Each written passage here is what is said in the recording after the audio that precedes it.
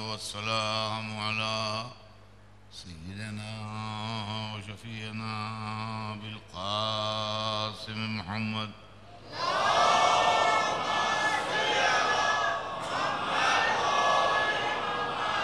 وآله الطيبين الطاهرين المعصومين ولعنة الله على أعدائهم أجمعين من يومنا هذا إلى يوم الدين. أما بعد فقد قال الله سبحانه تبارك وتعالى في كتابه المبين وهو أصدق الصادقين: قل لا أسألكم عليه أجرا إلا المودة في القربى. صلوات سيدنا محمد.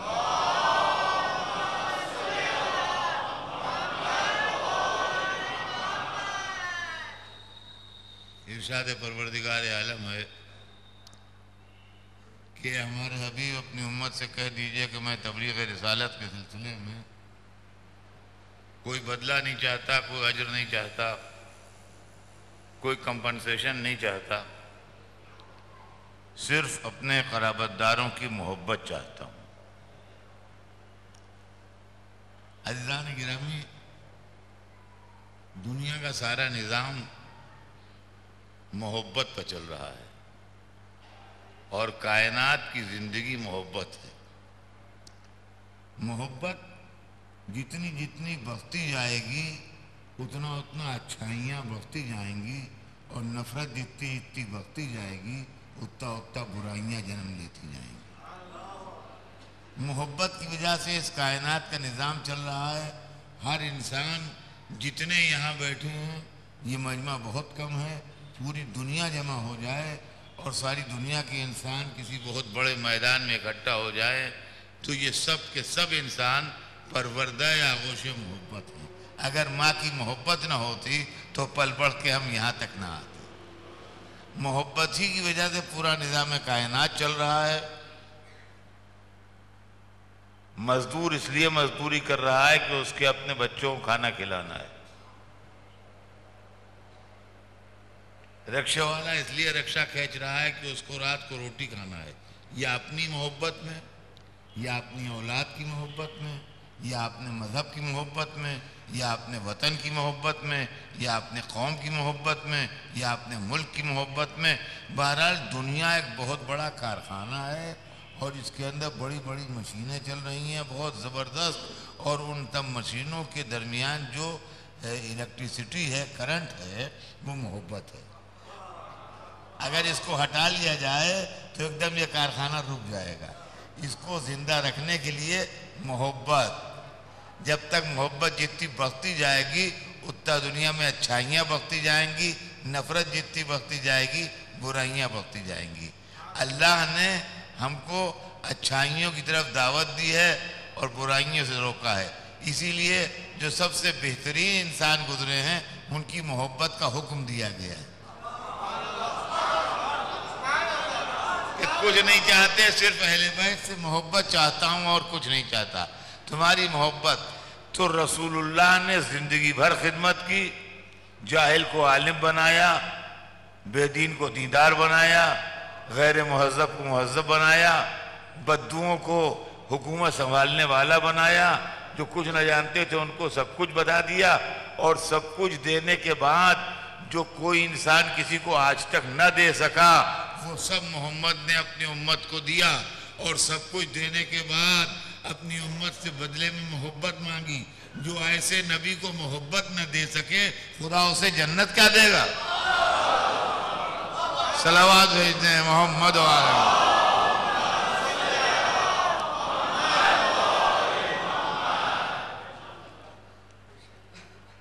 یہ محبت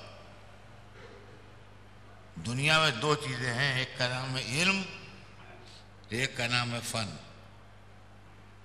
اس کے اوپر دنیا کا نظام چل رہا ہے، علم و فن. سائیکل جیسے نہیں چلتی ہے دو پہیوں پر، ویسے دنیا جو ہے وہ ایک سائیکل ہے جس کے دو پہیے ہیں. ایک کا نام ہے علم، ایک کا نام ہے فن. علم ہمیشہ پڑھنے سے آتا ہے، ذہن میں رکھیے گا. نہ پڑھیے گا نہیں آئے گا، ہرگز نہیں آئے گا، بیٹھے بیٹھے نہیں آئے گا۔ علم ہمیشہ پڑھنے سے آتا ہے، فن ہمیشہ سیکھنے سے آتا ہے۔ فن پڑھنے سے نہیں آئے گا، فن سیکھنے سے آئے گا۔ دنیا کی خوبصورت ترین عمارت جس کا دنیا بھر میں ڈنکا بج رہا ہے تاج محل ہے۔ کہتے ہیں تاج محل سے زیادہ حسین عمارت بنی نہیں آج تک۔ تاج محل جو ہے وہ علم و فن کا کمبینیشن ہے۔ جن آرکیٹیکٹ جو تھے، جو انجینئرز تھے، جنہوں نے تاج محل کا نقشہ بنایا ہوگا، پلان بنایا ہوگا، بلو پرنٹ تیار کیا ہوگا، وہ بڑے بڑے مہندس اور بہت بڑے بڑے عالم ہوں گے، یہ سمجھ لیجئے آپ۔ بہت اپنے زمانے کے قابل لوگ ہوں گے جنہوں نے تاج محل کا نقشہ بنایا ہوگا، معمولی پڑھے لکھے نہیں تھے وہ، بڑے زبردست انجینئر اور بڑے زبردست لوگ ہوں گے وہ جنہوں نے اس کا نقشہ بنایا ہوگا۔ اس کے بعد بھی فن جاننے والے آئے۔ یہ جو سنگ مرمر میں گلاب کی پتیاں کاڑھی گئی ہیں اور پھول بنائے گئے ہیں اور جالیاں کاٹی گئی ہیں، یہ کاٹنے والے کچھ بہت قابل لوگ نہیں تھے۔ یہ مزدور تھے، کاریگر تھے، دن بھر محنت کرتے تھے، رات کو پیسے لے جاتے تھے، یہ وہ لوگ تھے، لیکن یہ فن جانتے تھے۔ تو علم و فن کے کمبینیشن نے تاج محل تیار کر دیا۔ دنیا میں جتنی، مدراس میں جتنی عمارتیں، چنئی میں آپ کے یہاں دیکھ لیجئے، علم و فن کا کمبینیشن ہے۔ ہر چیز جو کچھ بھی دنیا میں ہے وہ علم و فن کا کمبینیشن ہے اور کچھ بھی نہیں۔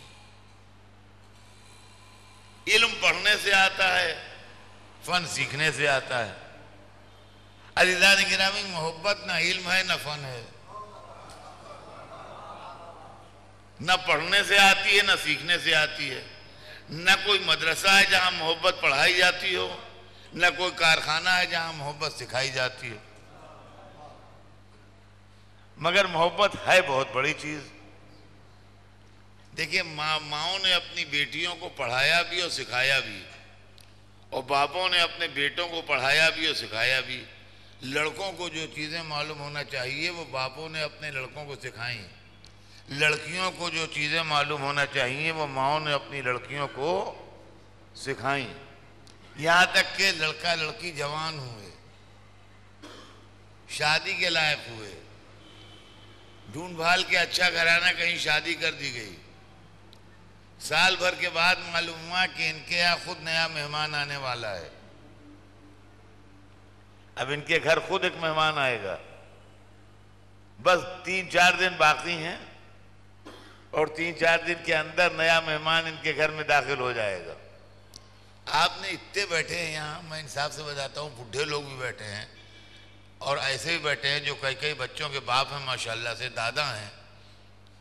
کبھی آپ نے آج تک یہ سنا کہ کسی باپ نے اپنے لڑکے سے کہا ہو کہ بیٹا ذرا 2 منٹ کیا ہو، بیٹھو یہاں، انشاءاللہ 2-3 دن بعد تم خود باپ بن جاؤ گے، تو ذرا میرے پاس بیٹھ کے سن لو کہ باپ کی محبت کیا شے ہوتی ہے۔ اس لیے کہ تم تو نئے باپ بنو گے، تمہیں معلوم نہیں کہ باپ کی محبت کیا شے ہے۔ میں پرانا باپ ہوں، کئی لڑکوں کا باپ ہوں، لہذا مجھ سے سمجھ تو لو کہ باپ کی محبت کیا شے ہے، تاکہ کہیں تم دھوکہ نہ کھا جاؤ۔ اور کسی ماں نے اپنی بیٹی سے بھی یہ نہ کہا کہ بیٹا مامتا ساری دنیا میں مشہور ہے اور ماں کی محبت کی بڑی قدر و قیمت ہے، لہذا 2 منٹ کے لیے بیٹھ جاؤ تاکہ میں تمہیں بتا دوں کہ مامتا کیا شے ہے اور محبت ماں کیسی ہوتی ہے۔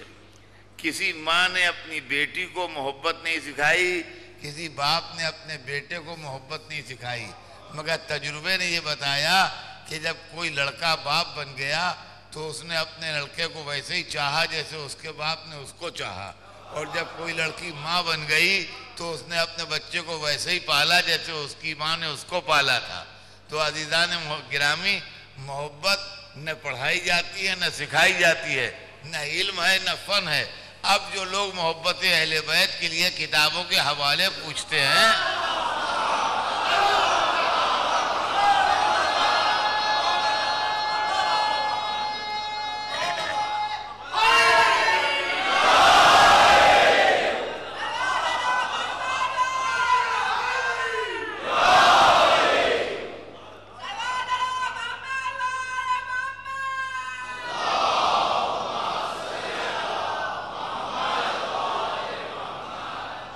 محبت نہ کرنے کے بہانے ہیں اور کچھ بھی نہیں ہے. اہل بیت سے محبت، خدا کی قسم اہل بیت سے محبت وہ محبت ہے کہ جو دنیا میں عزت بخشتی ہے، آخرت میں مغفرت بخشتی ہے. اہل بیت کی محبت میں ہمیں شرمندگی نہیں ہوتی، نظر نہیں جھیپتی. سلسلہ ایک کا نہیں ہے. دیکھیے بات صرف ایک کی نہیں ہے کہ ہم علی کو چاہتے ہیں، نہیں، ہمیں 14 سے محبت ہے، اور جن جن کو ان سے محبت ہے ان سے محبت ہے. یہ بھی سمجھ لیجئے آپ، محبت سلسلہ و سلسلہ چلتی ہے، محبت میں نسبت ہوتی ہے. یہ سمجھ لیجئے آپ، محبت میں نسبت ہوتی ہے، محبت سلسلہ و سلسلہ چلتی ہے. جیسے آپ کو اپنے بیٹے سے محبت ہے تو بیٹے سے محبت ہے تو بیٹے کے کپڑوں سے بھی محبت ہے، بیٹے کے کھلونوں سے بھی محبت ہے. وہ بستہ لے کے جاتا ہے اسکول تو اس کی چھوٹی چھوٹی کتابوں سے بھی محبت ہے. معلوم ہے خالی بیٹے سے محبت نہیں ہوتی، جو چیزیں بیٹے کی طرف منسوب ہوتی ہیں ان سے بھی محبت ہوتی ہے. اب نہ پوچھیے آپ کہ عالم کیوں چومتے ہو، تعزیہ کیوں چومتے ہو، تابوت کیوں چومتے ہو.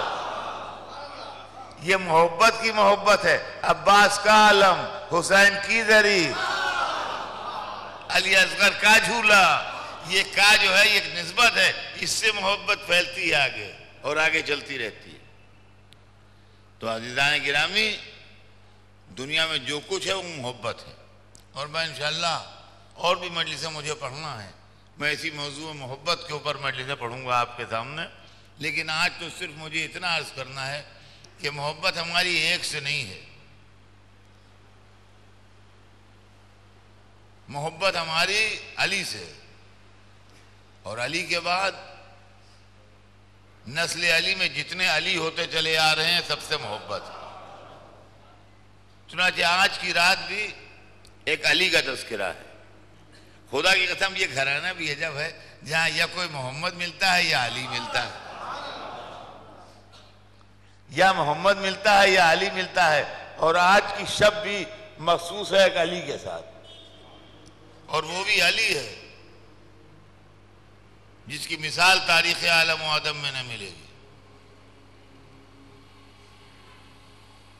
ہمارا 8واں امام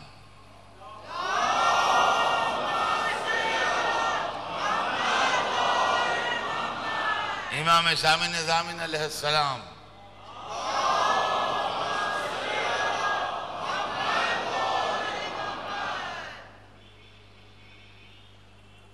تاریخ بتاتی ہے کہ امام موسی کاظم علیہ السلام کے بعد فوراً حالات بگڑے اور قریبی جو شخص تھا جو امام موسی کاظم علیہ السلام کے زمانے میں معتمد تھا اور حضرت کی طرف سے مال خمس جمع کرتا تھا اور لوگوں میں تقسیم کرتا تھا، جس کا نام تاریخ نے علی ابن ابی حمزہ بتائنی رکھا ہے. علی ابن ابی حمزہ بتائنی یہ ایک شخص تھا جو امام کے معتمد لوگوں میں سے تھا اور امام کے بھروسے کے قابل لوگوں میں سے تھا. اس کا کام یہ تھا کہ امام قید میں رہتے تھے زیادہ تر 7ویں امام، تو خمس کے پیسے مومنین سے لیتا تھا اور مومنین میں تقسیم کرتا تھا. جب 7ویں امام کی شہادت ہو گئی تو اس کے پاس خمس کی بہت رقم جمع تھی. اس کی نیت بگڑ گئی اور بجائے اس کے کہ یہ امام رضا علیہ السلام کے حکم کے اوپر اس کو تقسیم کرتا، اس نے امام رضا کی امامت سے انکار کر دیا. آج اسلام میں جو فرقہ واقفیہ کہلاتا ہے اس کا بانی علی ابن ابی حمزہ بتائنی ہے. اسلام میں ایک فرقہ ہے جس کا نام ہے فرقہ واقفیہ، جو بہت سے فرقے ہیں، اسماعیلیہ ہے، کون ہے، ان میں سے ایک واقفیہ بھی ہے. واقفیہ فرقہ وہ ہے جو 8ویں امام کے زمانے میں بنا ہے، اور یہ وہ ہے کہ جس کا سربراہ علی ابن ابی حمزہ ہے، اور اس نے امام رضا علیہ السلام کی امامت سے انکار کیا. اور کیا کہہ کے انکار کیا یہ بھی سن لیجئے. اس نے آن کے امام سے مناظرہ کرنا چاہا، اتنی اس کی ہمت بڑھ گئی. اور جب امام کی خدمت میں حاضر ہوا تو آپ نے فرمایا کہ میں امام وقت ہوں، میں تجھے حکم دیتا ہوں کہ یہ پیسہ فلاں غریبوں میں تقسیم کر دے۔ تو اس نے کہا کہ آپ امام نہیں ہیں، میں آپ کو امام نہیں مانتا، اس لیے کہ امام کو امام دفن کرتا ہے۔ آپ کے والد کا انتقال ہوا بغداد میں، آپ مدینے میں تھے، اگر آپ امام ہوتے تو آپ بھی بغداد میں ہوتے اپنے باپ کو دفن کرنے کے لیے۔ تو اس وقت امام نے فرمایا کہ اچھا یہ بتا کہ تو میرے جد امام حسین کی امامت کا قائل ہے؟ تو امام موسی کاظم علیہ السلام تک تو اقرار کرتا تھا، وہاں تک تو انکار کرتا نہیں تھا۔ تو امام حسین سے کیسے انکار کر دیتا؟ کہتا ہاں وہ امام تھے، وہ امام تھے۔ اور کہا میرے جد امام زین العابدین کی امامت کے لیے کیا خیال ہے تیرا؟ کہا وہ بھی امام تھے، کہا وہ تو قید تھے اور امام حسین کربلا میں تھے۔ تاریخ بتاتی ہے کہ وہی منظر جو دربار فرعون میں موسیٰ کے گفتگو کے بعد ہوا تھا، اور بہت الذی کفر مبہوت ہو گیا، جواب نہ دے سکا، وہاں سے اٹھ کے چلا آیا۔ یہ پہلا مرحلہ تھا جو امام رضا علیہ السلام کو جھیلنا پڑا اپنے ہی قریبی لوگوں سے۔ دوسری چیز اور دوسرا مرحلہ عزیزان گرامی، میں چاہتا ہوں کہ بچوں کو تھوڑا سا ایک جھلک آ جائے امام کی زندگی کی نگاہوں کے سامنے۔ دوسری مخالفت جو امام رضا علیہ السلام کو جھیلنا پڑی وہ اپنے بھائیوں سے، اپنے بھائیوں سے، سگے بھائی، رشتہ دار، سب خاندان والے، انہوں نے کہنا شروع کر دیا یہ عقیم ہے، ان کے کوئی اولاد ہی نہیں ہے۔ اور امام محمد تقی علیہ السلام کے واسطے کہا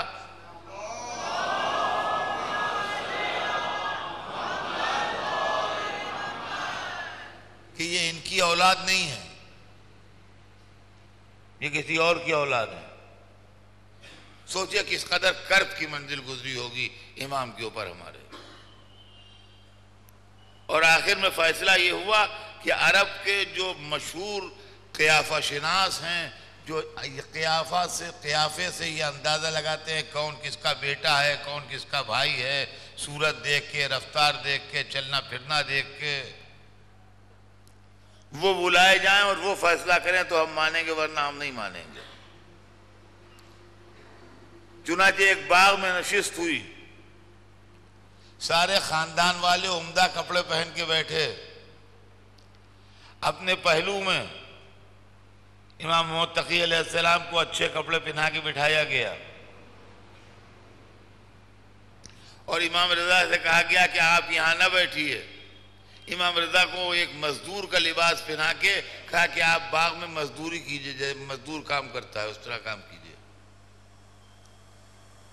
قیافہ شناس آئے، یہ لوگ جو عمدہ کپڑے پہنے ہوئے بچے کو اپنے ساتھ لیے بیٹھے تھے، ان کا بتائیے ہم میں سے کس کا بچہ ہے؟ وہ ایک ایک کو دیکھتے رہے، رفتار دیکھی، گفتار دیکھی، لہجہ دیکھا، کہنے لگے یہ آپ میں سے کسی کا بچہ نہیں ہے، یہ آپ میں سے کسی کا بچہ نہیں ہے۔ اور اس کے بعد وہ باغ میں ایسے گھومنے لگے، امام رضا پر نظر پڑی، ان کی چال دیکھی، ان سے گفتگو کی، ان کا چہرہ اقدس دیکھا، اور اس کے بعد کہنے لگے یہ آدمی جو مزدوری کر رہا ہے یہ اس کا بیٹا ہے۔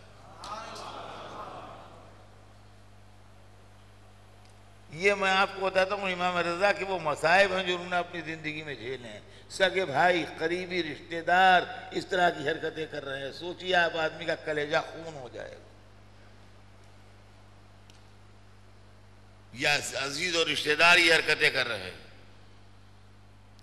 اور اس کے بعد پھر ایک وقت وہ بھی آیا جب ولی عہدی کا پیغام آیا، اور اکثر و بیشتر لوگ اپنے دل میں یہ خیال کرتے ہیں، ہمارے اپنے لوگ بھی، کہ امام رضا نے ولی عہدی کیوں قبول کی؟ دیکھیے کیوں کا جہاں تک سوال ہے میرے بھائی، وہ یہ سمجھ لیجئے کہ ہر ایک کی ایک پالیسی ہوتی ہے، ملکوں کی پالیسی ہوتی ہے، آدمیوں کی پالیسی ہوتی ہے، پارٹیوں کی پالیسی ہوتی ہے، پولیٹیکل پارٹیوں کی پالیسی ہوتی ہے۔ ایک پارٹی آج یہ کرتی ہے، دوسری صورت میں اس کو فائدہ ہے وہ یہ کرتی ہے۔ ایک ملک آج یہ کرتا ہے، دوسری صورت میں اس کو فائدہ ہے وہ دوسرے ملک سے صلح کرتا ہے، تیسرے موقع پر وہ اسی سے جنگ کرتا ہے۔ تو یہ کیوں کا سوال جو ہے، حضرت علی گھر میں کیوں بیٹھے، امام حسن نے صلح کیوں کی، امام حسین نے جہاد کیوں کیا، سید سجاد نے کیوں بدلہ نہیں لے لیا، بعد والوں پر کیوں چھوڑا، اس کو کیوں نہ پوچھئے بار بار۔ اس لیے کہ جس میں دین، یہ لوگ وہ تھے کہ جو دین کے فائدے کے لیے ہر کام کرتے تھے، جس چیز میں دین خدا کو فائدہ ہو وہ کام کرتے تھے۔ چنانچہ امام رضا نے ولی عہدی کیوں قبول کی؟ امام رضا نے ولی عہدی اس لیے قبول کی کہ ہماری شیعہ مذہب کا جتنا بڑا فائدہ امام رضا کی ولی عہدی سے پہنچا ہے، دنیا میں سوائے واقعہ کربلا کے کوئی دوسرا واقعہ نہیں ہے جس نے آپ کے مذہب کو اتنا فائدہ پہنچایا ہو۔ یہ سنگ میل ہے عزیزان گرامی واقعہ تاریخ کے اندر امام رضا علیہ السلام کی ولی عہدی کا۔ امام رضا نے ولی عہدی قبول نہیں کی، یہ سمجھ لیجیے، ولی عہدی قبول نہیں فرمائی۔ ولی عہدی کا پیغام آیا کہ آپ میرے بعد ولی عہد بن جائیے، میرے ولی عہد بن جائیے۔ فرمایا میں نہیں بنوں گا، نہیں بنوں گا۔ پھر پیغام آیا اصرار کے ساتھ کہ ہماری گزارش ہے آپ ولی عہدی قبول کیجئے۔ تو جواب میں کہا کہ تو جس چیز کی ولی عہدی مجھے دے رہا ہے، یا تجھے خدا نے دی ہے یا تو نے غصب کی ہے۔ اگر تجھے خدا نے دی ہے تو تو دوسرے کو دینے والا کون؟ اور اگر تو نے غصب کی ہے تو غصبی مال کے اوپر اتنا شان شوکت کا اظہار کہے کو؟ تو اس کے جواب میں اس نے کہا کہ آپ اگر ولی عہدی قبول نہ کریں گے تو میں آپ کو قتل کروں گا۔ اب آپ انصاف سے بتائیے، کیا ان کا امام رضا کیا قتل ہونے سے ڈرتے تھے؟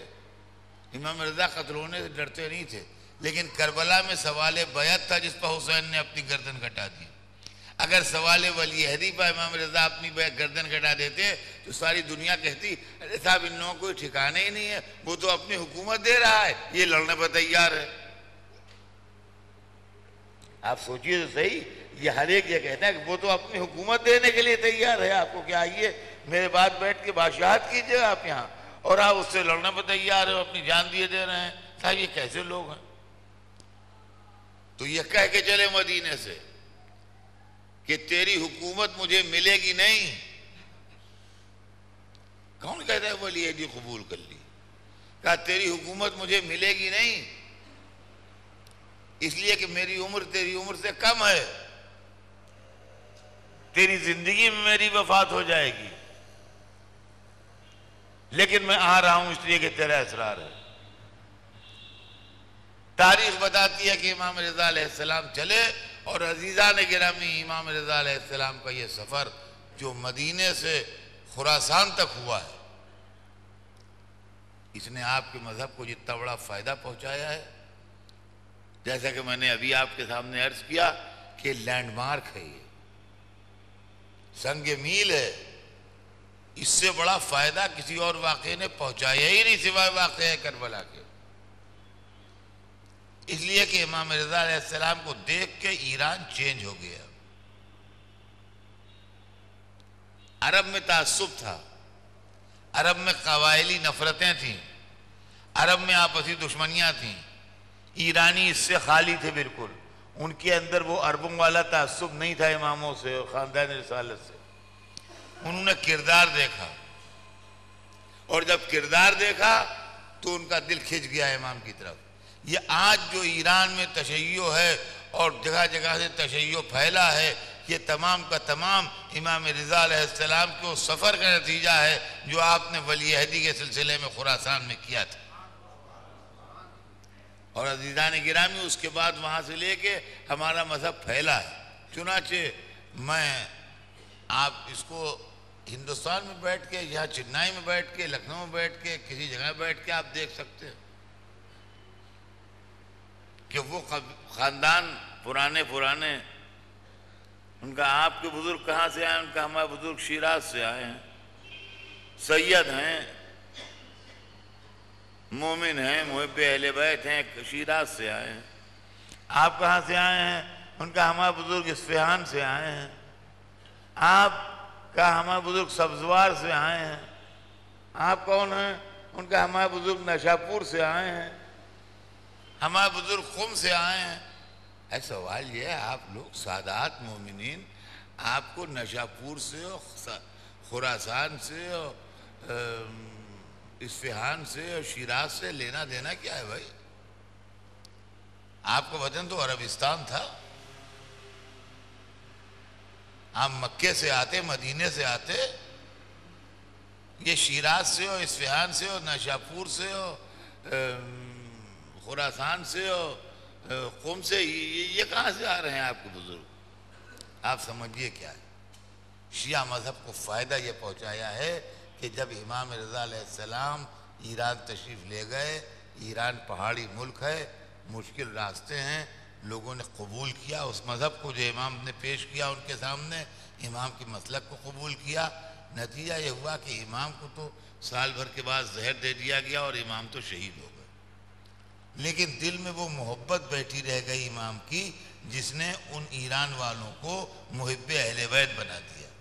اور چونکہ محب اہل بیت بنا دیا لہذا انہوں نے سادات کو پناہ دی. وہ سادات جو مدینے میں مارے جا رہے تھے، وہ سادات جو بغداد میں خون کی دیواروں میں چنے جا رہے تھے، وہ سادات جن کو مکے میں قتل ہو رہا تھا، ان ساداتوں کے قافلے چل پڑے. وہ سادات کہیں شیراز میں آ کے بس گئے، کہیں مشہد میں آ کے بس گئے، کہیں قم میں آ کے بس گئے، کہیں اصفہان میں آ کے بس گئے. اور وہاں سے بس کے انہوں نے وہاں رہنا شروع کیا اور انہوں نے ان سادات کو اپنے یہاں بسایا اور ان کی پروٹیکشن دیا. اس لیے دو فائدے ہوئے.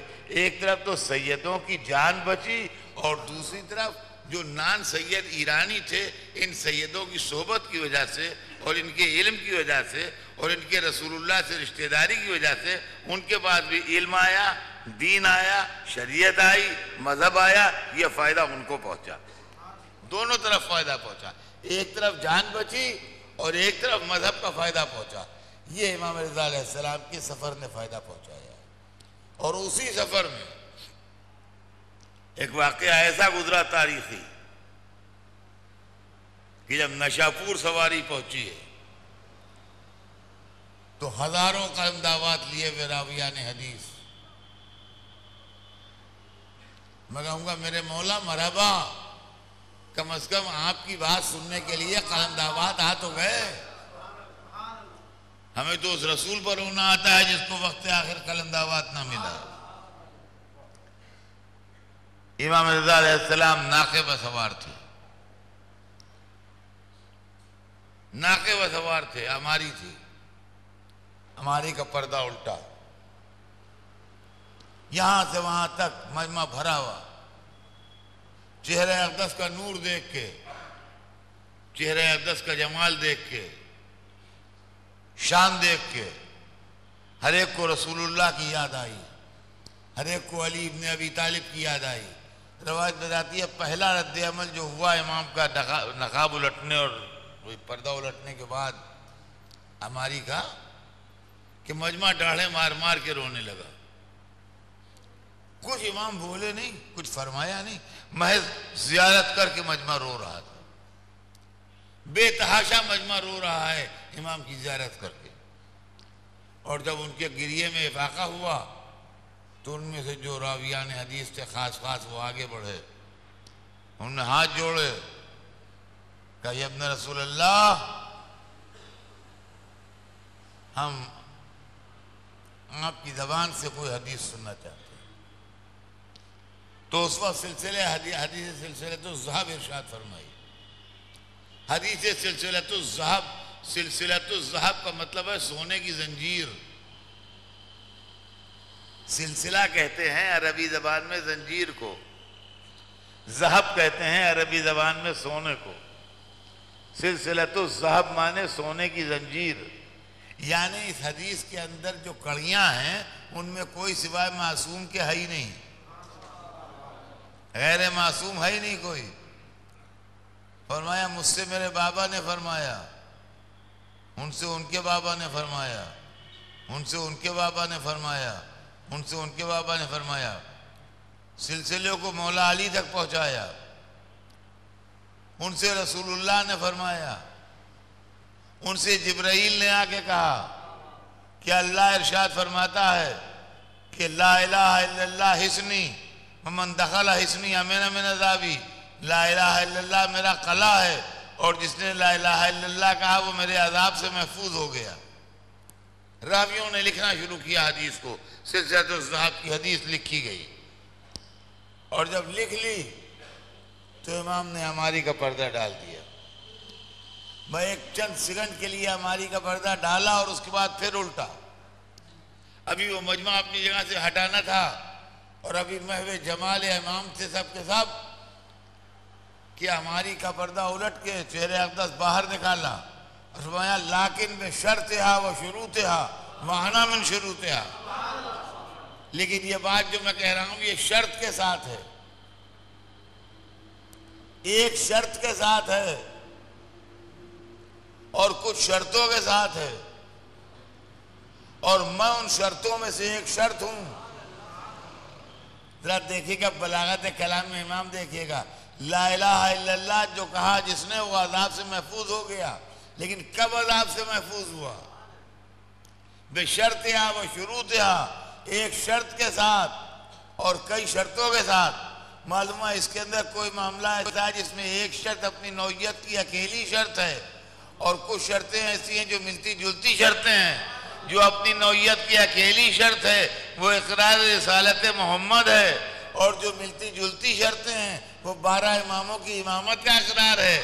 اور امام چونکہ امام تھے رسول نہیں تھے لہذا یہ نہیں کہا کہ میں وہ شرط ہوں، بلکہ کہا وانا من شروطہا، میں ان شرطوں میں سے ایک شرط ہوں. اب سمجھے آپ نجات کب ملے گی؟ لا الہ الا اللہ کہیے مگر محمد رسول اللہ اور علی ولی اللہ کے ساتھ کہیے، جب نجات ملے گی. صلوات بھیج دیں محمد والے.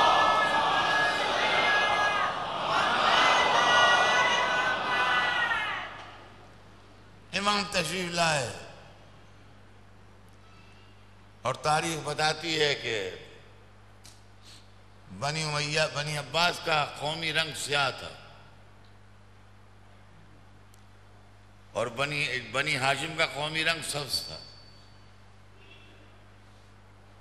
دربار سیاہ تھا، ملازمین کی وردیاں سیاہ تھیں، دربار کے پردے سیاہ تھے، جتنا ڈیکوریشن تھا سب سیاہ تھا. امام کے تشریف لانے کے بعد جشن ولی عہدی منعقد ہونے والا تھا لہذا دربار کا رنگ بدلا گیا. سیاہ پردوں کی جگہ سبز پردے ڈالے گئے، سیاہ وردیوں کی جگہ ملازمین کی سبز وردیاں بنائی گئیں، سیاہ ڈیکوریشن کی جگہ کے اوپر سبز ڈیکوریشن ہوا اور امام سبز قبا زیبتن کر کے تشریف لائے ولی عہدی والے دن. گویا امام نے بتا دیا کہ وہ اور ہوں گے دوسروں کے رنگ میں رنگ جاتے ہوں، ہم وہ ہیں جو اپنے رنگ میں سب کو رنگ لیتے ہیں. قیمتی قبا تھی امام کی جو پہنے ہوئے تھے. ولی عہدی کی تقریب ہوئی اور مامون کے پہلو میں بیٹھے ہیں اور قبا جو پہنے میں ہے سبز رنگ کی وہ قیمتی قبا ہے، مہنگی قبا ہے. ایک شخص سامنے آتا ہے. دیکھیے یہ بات واضح رہے، جملے غور کیجئے گا. اس کا مطلب یہ ہے کہ امام نے اپنے حق کا دعویٰ چھوڑا نہیں تھا. وہ آن کے کہتا ہے کہ آپ اپنے کو نائب رسول بھی کہتے ہیں اگر اپنے حق کا دعویٰ چھوڑ دیا ہوتا ہے تو کہتے ہیں یہ ہیں، میں کب ہوں، ابھی تو یہ ہیں. کہا اپنے وہ نائب رسول بھی کہتے ہیں اور اتنی قیمتی قبا بھی پہنے ہیں. کیا رسول اللہ اور آپ کے جد حضرت علی ایسی قبائیں پہنتے تھے؟ آپ نے فرمایا میرے قریب آ. اس کو قریب بلایا، قبا کو کھولا، اندر موٹے کمل کی کرتا پہنے تھے. کہا دیکھ اصل میں یہ پہنتا ہوں، لیکن میرے جد کے زمانے میں مسلم معاشرہ بہت غریب تھا اور لوگوں کو پہننے کے لیے کپڑے نہیں تھے، لہذا وہ بھی غریب سے غریب تر مسلمان کا جیسا لباس پہنتے تھے تاکہ کسی مسلمان کا دل نہ دکھے اور اس کو یہ احساس نہ ہو کہ ہمارے پاس نہیں ہے. آج مسلم معاشرہ بہت مالدار ہو گیا ہے اور دولت مند ہو گیا ہے. آج اگر میں وہ پیوندار لباس پہن کے آؤں گا تو لوگ کہیں گے دکھاوے کے لیے پہن رہے ہیں، زاہد بن رہے ہیں. لہذا دکھانے کے واسطے یہ ہے اور اصلیت یہ ہے. اب تیری سمجھ میں آیا؟ کہا جی ہاں جی ہاں جی ہاں سمجھ میں آ گیا. کہا نہیں ابھی نہیں سمجھ میں آیا، اور قریب آ. اب وہ کیا کرے، وہ اور قریب آیا، یہاں تک کہ بالکل امام نے اپنے سے بالکل قریب کر لیا. اتنا قریب کر لیا کہ اس کے کپڑے تک امام کا ہاتھ پہنچ گیا اور اس کا کمل کا کرتا ہٹایا، اندر ریشم پہنے ہوئے تھا. کیا دیکھیے تو دنیا کو دکھانے کے لیے پہنے ہیں یا اپنے نفس کے لیے پہنے ہیں؟ سر دربار منافق کو ذلیل کر کے بتا دیا. میں کہوں گا میرے مولا امام رضا غلاموں کی جانب قربان ہو جائیں، دربار میں کیا خوب تقیّ و منافقت کا فرق دکھایا ہے. صلوات بھیج دیں محمد والے.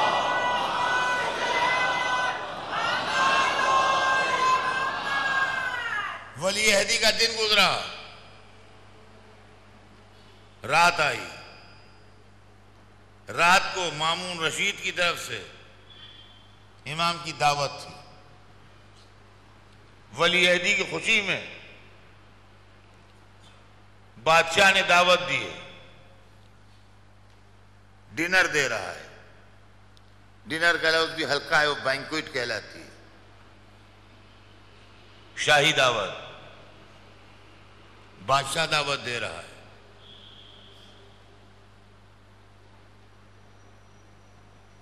یہاں سے وہاں تک بڑے حال میں، لمبے حال میں دسترخوان بچھا ہے.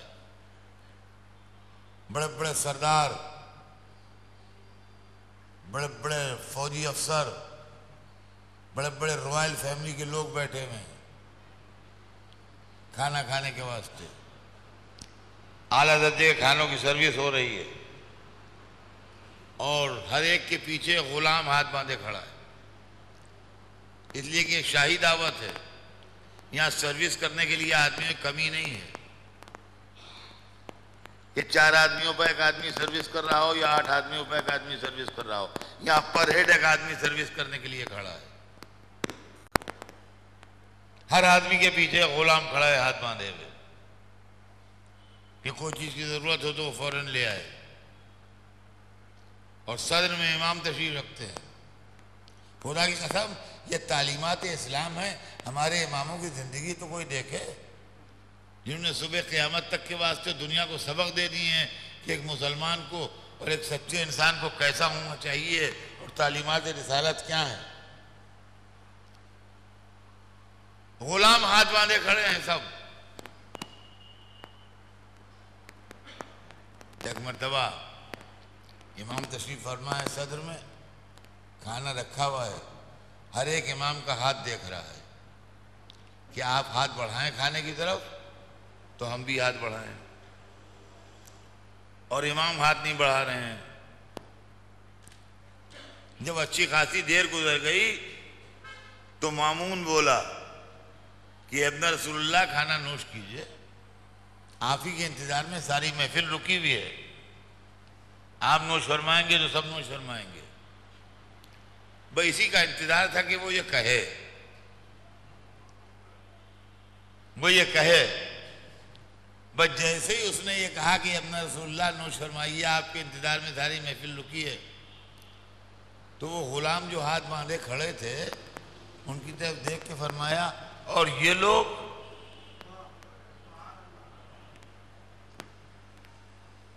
کہا جی جی جی یہ غلام ہیں سب۔ رسول اللہ نے آن کے آقا و غلام کے فرق کو مٹایا تھا، مولا علی نے آقا و غلام کے فرق کو مٹایا تھا، کمبر میں کوئی فرق نہیں کیا تھا، عمدہ کرتا کمبر کو پہنا دیا تھا۔ لیکن زمانے نے پھر بدلا دنیا کو، اور دنیا کو اتنا بدلا کہ آقا کھانا کھائے گا، غلام سروس کرے گا۔ امام رضا علیہ السلام جانشین رسول تھے، وہ پھر اسی زندگی کو واپس لے آئے جو رسول اللہ کے زمانے کی زندگی تھی، جو مولا علی کے زمانے کی زندگی تھی۔ کہا یہ لوگ جو کھڑے ہیں سب چاروں طرف، کہا جی جی یہ غلام ہے، یہ غلام ہے۔ کہا اچھا غلام ہے، تو کیا یہ کافر ہیں سب؟ کہا نہیں نہیں نہیں نہیں نہیں نہیں نہیں صاحب، کافر کیسے ہیں؟ کافر کہاں، یہ سب مسلمان ہیں۔ کہا اچھا سب مسلمان، تو کھڑے کیوں ہیں، بیٹھتے کیوں نہیں، کھانا کیوں نہیں کھاتے؟ آؤ بھائی آؤ، بیٹھو بیٹھو بیٹھو بیٹھو بیٹھو بیٹھو بیٹھو، ہمارے ساتھ کھانا کھاؤ۔ ہمارے یہاں آقا و غلام میں کوئی فرق نہیں ہے، ہمارے دادا رسول اللہ نے فرمایا ہے کہ آقا اور غلام میں فرق نہیں ہے، بیٹھو اسی دسترخوان پر تم بھی کھانا کھاؤ۔ ایسی بات کہہ دی کہ جو دسترخوان سے اٹھے وہ اسلام سے بھی اٹھے۔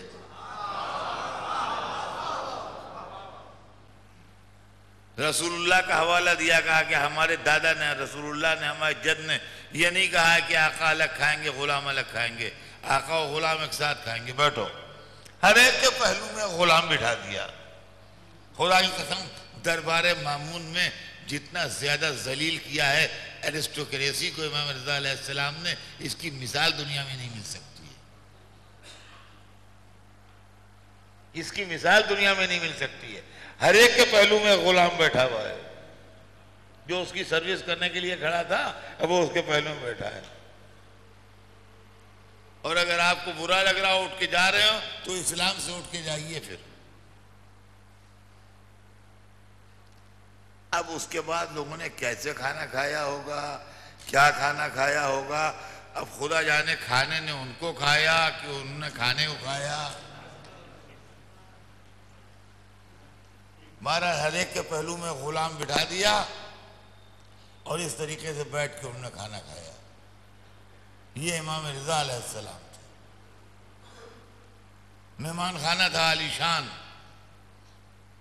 حضرت کے پاس لوگ آیا کرتے تھے دور دور سے، اپنی ضرورتیں لے کے، اپنی پریشانیاں لے کے، اپنے دکھ درد لے کے حضرت کے مہمان ہوتے تھے۔ حضرت بنفس نفیس ان مہمانوں کی خیریت لینے کے لیے خود تشریف لے جاتے تھے اور ان کے ضروریات کو خود پورا کرتے تھے۔ تاریخ بتاتی ہے کہ حضرت کے ایک بھائی تشریف لائے اسی مہمان خانے میں جو حضرت کا مہمان خانہ تھا، اس میں ٹھہرائے گئے۔ رات کو سردی کا زمانہ تھا اور آپ کو معلوم ہے کہ مشہد میں کیسی سردی ہوتی ہے، بہت تیز سردی ہوتی ہے ایران میں، خاص طور سے مشہد مقدس میں جو لوگ جا چکے ہیں زیارت کے لیے واقف ہیں۔ تو گرم بستر میں اور نرم و گرم بستر میں جب وہ لیٹے اپنے، تو جب ان کو بہت آرام محسوس ہوا بستر کے اندر، تو ان کے دماغ میں خیال آیا کہ اتنا آرام دہ اور اتنا کمفرٹیبل بستر جب مہمانوں کے لیے ایسا ہے تو اپنے لیے کیسا ہوگا؟ جب مہمانوں کے لیے ایسا بستر ہے اور ایسا مہمان خانہ ہے اور ایسا انتظام ہے تو اپنے لیے کیسا ہوگا؟ اور اس خیال کے ساتھ فوراً دوسرا خیال دل میں آیا کہ کیا ہمارے بزرگوں کا یہی چلن تھا؟ اور کیا ہمارے بزرگ ایسے ہی بستروں پر لیٹا کرتے تھے۔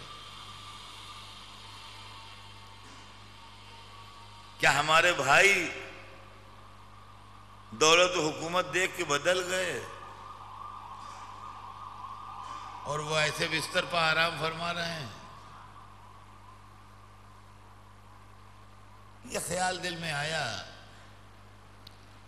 اور اس کے بعد وہ سو گئے۔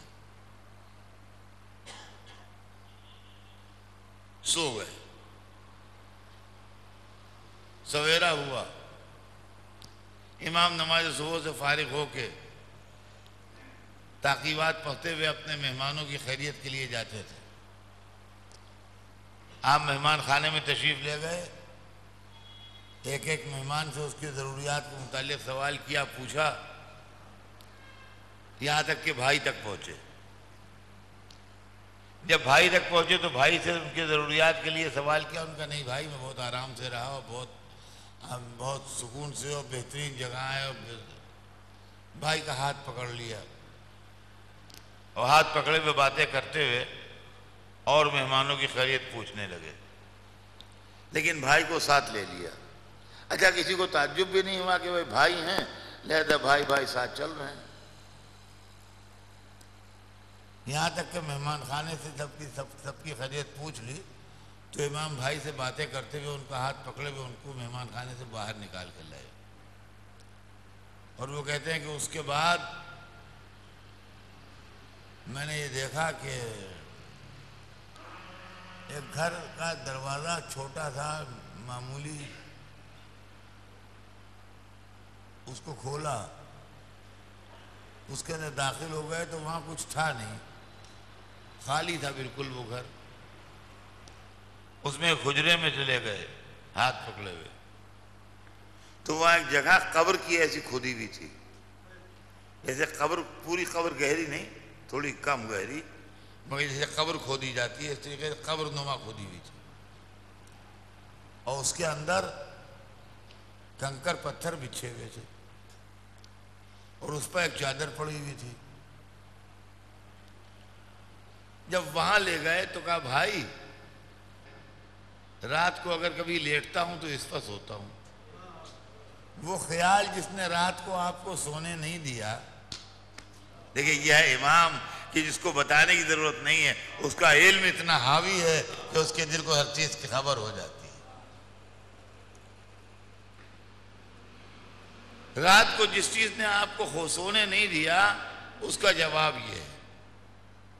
عزیزان گرامی، یہ تھی امام رضا علیہ السلام کی زندگی، اور آج خدا کی قسم ہماری جان نثار ہو جائیں اس امام کے اوپر کہ جس کو زہر دغا سے شہید کیا گیا۔ لوگوں کا آنا جانا، اقبال قلوب، انسانوں کا دلوں کا امام کی طرف کھنچنا، آخر میں جو اس کے خاص آدمی تھے مامون رشید کے، جن کے ہونٹوں کو رزق حرام لگا ہوا تھا، جن کے منہ کو، انہوں نے کہا اگر یہ تھوڑے دنوں اور رہ گئے تو حکومت تیرے ہاتھ سے نکل جائے گی، تیری زندگی میں یہ ہو جائیں گے۔ انگور میں امام رضا علیہ السلام کو زہر دیا گیا، اور جب زہر دیا گیا تو خواجہ ابو السلط حربی کو آپ نے وصیتیں فرمائیں کہ ابو السلط دیکھو اس نے مجھے زہر دے دیا ہے، اس زہر سے میں بچنے والا نہیں ہوں، اب میں اس دنیا سے جا رہا ہوں۔ ابو السلط کہتے ہیں کہ ہم نے دیکھا کہ امام نے وصیتیں فرمائیں، کہا کہ دیکھو کل سویرے ہی آئے گا، میرا انتقال ہو چکا ہوگا، میری شہادت ہو چکی ہوگی، تم اس سے کہنا کہ ایک خیمے میں غسل کا پانی رکھوا دے اور تمام انتظامات کر دے، اور اس کے اندر کوئی جھانک کے نہ دیکھے، اور یہ اس کے اندر مداخلت نہ کرے، ورنہ وہ عذاب جو آخرت میں ہونے والا ہے وہ دنیا میں اس پر شروع ہو جائے گا۔ ابو السلط کہتے ہیں کہ امام نے وصیتیں فرمائیں، اور وصیتیں فرمانے کے بعد ایک مرتبہ دروازے کو دیکھا اور دیر تک دروازے کو دیکھتے رہے، اور اس کے بعد ایک آواز دی، تقی جواد۔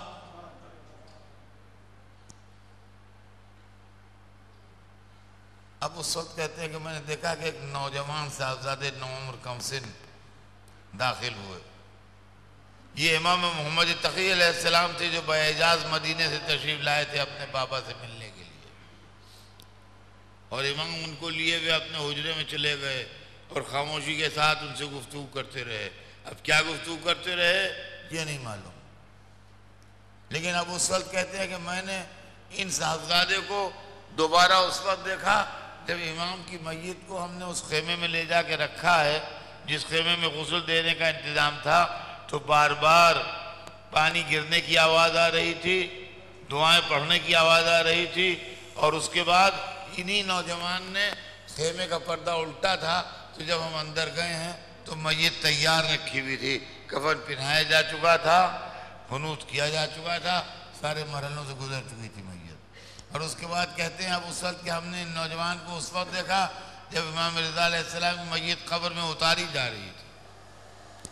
مامون لعین شہادت کے بعد بھی اتنا دشمن تھا کہ چاہتا تھا کہ امام کی میت کو مامون ہارون رشید کے پایتی دفن کرے۔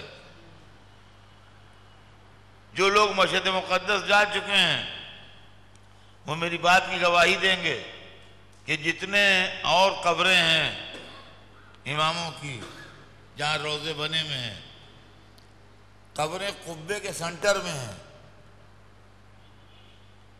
جو قبہ ہے اس کے سنٹر میں قبر ہے نیچے، لیکن امام رضا علیہ السلام کی قبر جو ہے وہ قبے کے سنٹر میں نہیں ہے، پائیں پا جگہ زیادہ ہے، بالائے سر جگہ کم ہے۔ اگر آپ نے اب تک غور نہ کیا ہو تو اب مشہد جائیے گا تو غور کر لیجئے گا، بالائے سر بالکل اتنی سی جگہ ہے 2 فٹ کی 2.5 فٹ کی، اور پائیں پا کافی اچھی خاصی اتنی جگہ ہے جیسے یہاں سے وہاں تک کی جگہ ہے۔ جو لوگ جا چکے ہیں اور جن نے غور سے دیکھا ہے امام رضا علیہ السلام کا روضہ وہ اس کی گواہی دیں گے کہ ہاں میں صحیح کہہ رہا ہوں۔ یہ آپ جانتے ہیں کیوں ہے؟ اس ملعون نے چاہا تھا کہ امام کی میت کو ہارون رشید کے پایتی دفن کرے۔ وہاں پتھر نکلے ایسے کدالیں ٹوٹ گئیں، پتھر نہ ٹوٹے۔ پھر اس نے چاہا کہ امام کی میت کو ہارون رشید کے بائیں طرف دفن کرے، وہاں بھی کدالیں ٹوٹ گئیں اور پتھر نکلے۔ پھر چاہا کہ داہنی طرف دفن کرے، وہاں بھی پتھر نکلے۔ تو پھر امام کی میت اس طرح دفن ہوئی کہ امام کے پایتی پڑھ رہا ہے آن کے ہارون رشید۔ جو لوگ مشہد مقدس جا چکے ہیں اور جو نہیں گئے ہیں مولا انہیں بلائیں، مولا انہیں بلائیں۔ عجب رونق ہے، خدا کی قسم عجب شان ہے۔ امام رضا غریب کی میت کو امام متقی علیہ السلام نے آن کے دفن کیا۔ میں کہوں گا کہ ہاں مولا آپ پر یتیمی کا اثر ہوا اور کم سنی میں آپ کے باپ کا سایہ سر سے اٹھ گیا، اور 6 برس کے سن میں آپ پر یہ مصیبت آئی کہ اپنے بابا کی میت کو دفن کرنے کے لیے آپ باعجاز آئے، مگر مولا میت دفن تو کر دی، کیا آپ کو آپ کے جد نہ یاد آئے ہوں گے جن کے ہاتھوں میں ہتھکڑیاں تھیں، پیروں میں بیڑیاں تھیں، گلے میں توقع خاردار تھا؟ آج ہمارے امام رضا غریب الغربا کہلاتے ہیں، غریب الغربا کہلاتے ہیں۔ غریب الغربا کے معنی آپ کو معلوم ہے کیا؟ غریب الغربا غریب اردو میں دوسرے معنوں میں ہے، عربی میں دوسرے معنوں میں ہے، غریب اردو میں پور کے معنوں میں ہے، لیکن فارسی عربی پردیسی کے معنوں میں، پور کے معنوں میں نہیں ہے۔ آپ پاس لاکھوں روپیہ ہو، جب آپ اپنے وطن سے باہر ہیں تو آپ غریب ہیں۔ غریب الغربا کا مطلب یہ ہوا کہ اور امام جو ہیں اور جو ہمارے مولا ہیں وہ تمام دفن ہیں تو عرب علاقے میں دفن ہیں، یہ وہ مظلوم ہیں کہ جن کو عرب علاقے میں دفن ہونا بھی نصیب نہ ہوا بلکہ عرب علاقے سے ہٹ کے مشہد مقدس میں دفن ہوئے۔ شاید اسی لیے اللہ کو امام رضا کی غریبی اور اس مظلومی کا اللہ نے بدلہ یہ دیا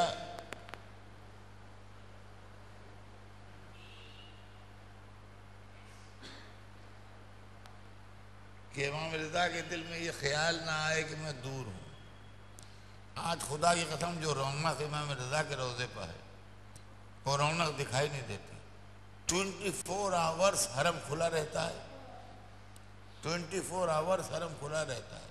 اور کوئی وقت بھی، رات کا کوئی وقت، دن کا کوئی وقت، کسی وقت بھی اگر آپ یہ سوچ کے جائیے کہ یہ وقت 8 ٹائم ہے، اس وقت مجمع کم ہوگا، تو آپ یقین مانیے کہ مجمع کم نہیں ہوتا.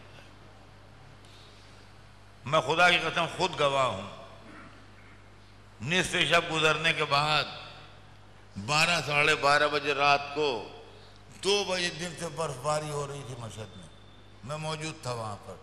2 بجے دن سے برف باری ہو رہی تھی مشہد میں، اور صحن میں پنڈلیوں تک برف آ چکی تھی. اور 12 12 1 بجے رات کو جب ہم لوگ حرم سے نکلے ہیں اپنے ہوٹل جانے کے لیے، تو عالم یہ تھا کہ والہا ہے نا،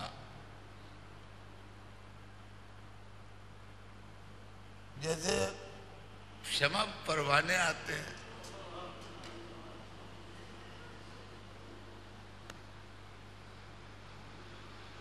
ایک پردیسی سو رہا ہے، ایک مظلوم سو رہا ہے، ایک وطن سے دور سو رہا ہے، ایک اپنا گھر سے دور سو رہا ہے، جیسے پروانے آتے ہیں. خدا کی قسم میں نے اپنی آنکھوں سے منبر کے اوپر بیٹھا عرض کر رہا ہوں، میں نے اپنی آنکھوں سے منظر دیکھا ہے. عورتیں چھوٹے چھوٹے بچوں کو بغل میں دبائے ہوئے چلی آ رہی ہیں زیارت کے لیے.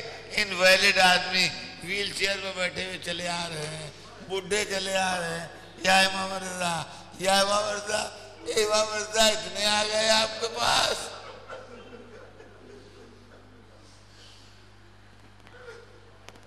ہر طرف سے چاہنے والے چلے آ رہے ہیں، عقیدت میں چلے آ رہے ہیں. ایک آواز گونج رہی ہے، السلام علیکہ یا علی ابن موسیٰ رضا، السلام علیکہ یا علی ابن موسیٰ رضا. میں کہوں گا ہاں میرے مولا، آپ کا بیٹا آ گیا تھا آپ کو دفن کرنے کے لیے، اور آپ کے بیٹے نے آپ کو دفن کیا. اگر ہائے حسین کا بیٹا کیا کرے. 11ویں محرم کو جب چاروں طرف سے شہیدوں کے ظالموں نے اپنی میتوں کو دفن کر دیا اور شہیدوں کی میتوں کو چھوڑ دیا، تو شبر نجس ناکے لیے وہ کچھ آگے بڑھا. زینب اس کی نیت سمجھ گئی، آواز دی، خبردار وہیں رک جاؤ، آگے نہ بڑھنا. جس مقصد سے تو آ رہا ہے ہم سمجھ رہے ہیں، ہم آل محمد ہیں، یہاں قریب آنے کی ضرورت نہیں ہے کسی کے، ہم ایک دوسرے کو خود سوار کر دیں گے. یہ تنہائی تھی کربلا کی، کہا ہم خود سوار کر دیں گے ایک دوسرے کو، یہاں قریب آنے کی ضرورت نہیں ہے. ایک بات ضرور عرض کر دوں عزیزان گرامی، زینب دنیا کی سب سے بڑی مظلومہ ہیں. تاریخ عالم و آدم کی بیویوں میں زینب سے بڑھ کے مظلومہ بیوی نہیں ہے. لیکن 1 سیکنڈ کے 1000ویں حصے کے برابر بھی دماغ میں یہ خیال نہ آئے کہ زینب مجبور ہیں، زینب مظلوم ہیں، مجبور نہیں ہیں. 1 سیکنڈ کے لیے بھی زینب مجبور نہیں تھی.